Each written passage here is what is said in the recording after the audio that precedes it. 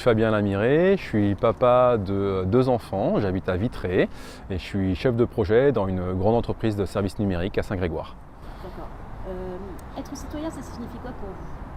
Pour moi, un citoyen, c'est quelqu'un qui s'engage pour la France en l'occurrence, pour la nation.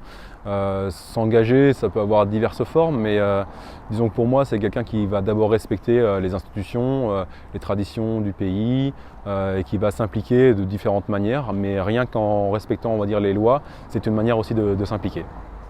Comment elle va la démocratie en France selon vous?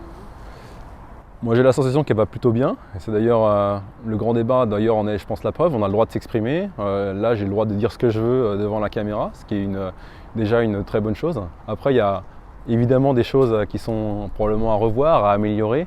Je pense par exemple à un pouvoir qui est peut-être un peu trop centralisé, ou différentes choses qui font que la parole du citoyen ne remonte pas forcément tout à fait dans les hautes sphères du pouvoir. Mais globalement, je trouve qu'on a quand même plutôt de la chance dans notre démocratie. Qu'est-ce qui vous fait dire que la parole du citoyen n'arrive pas en haut? Ben, la sensation que l'on a, c'est que le pouvoir, quand je dis le pouvoir, c'est le gouvernement notamment, il est un peu éloigné des problématiques qu'on peut avoir au quotidien dans notre vie. Mais c'est un peu normal puisqu'ils sont dans leur petite bulle aussi et ils n'ont pas forcément toujours le lien avec le citoyen. Voilà. Quelles sont les propositions qui vous paraissent les plus importantes en termes de vie démocratique, pardon. Qu'est-ce qu'il faudrait là amener directement? Qu'est-ce qu'il faut changer? Il y a un élément qui me paraît déjà important et qu'on a pu évoquer lors du dernier débat auquel j'ai participé, c'est le fait d'avoir un vote blanc qui soit reconnu. Voter, c'est une action qui est importante pour un citoyen et aujourd'hui, elle n'est pas vraiment prise en compte. Donc déjà, avoir cette première action-là, ça serait quelque chose de, à mon avis, très important. Et plus d'horizontalité, on va dire, pour que les décisions ne viennent pas forcément que du haut, mais qu'elles aient un vrai impact de la part du citoyen et qu'elles remontent ensuite au pouvoir. Qu'est-ce que vous avez à dire sur la place et le rôle des députés actuellement? Est-ce qu'il y a des choses qu'il faudra changer? Est-ce qu'il y a des propositions à faire là aussi?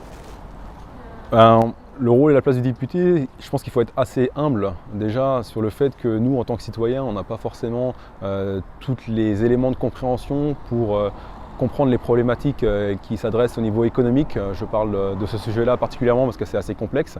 Donc il faut être assez humble sur le fait que nous, citoyens, on ne puisse pas forcément avoir la compréhension de l'ensemble des choses.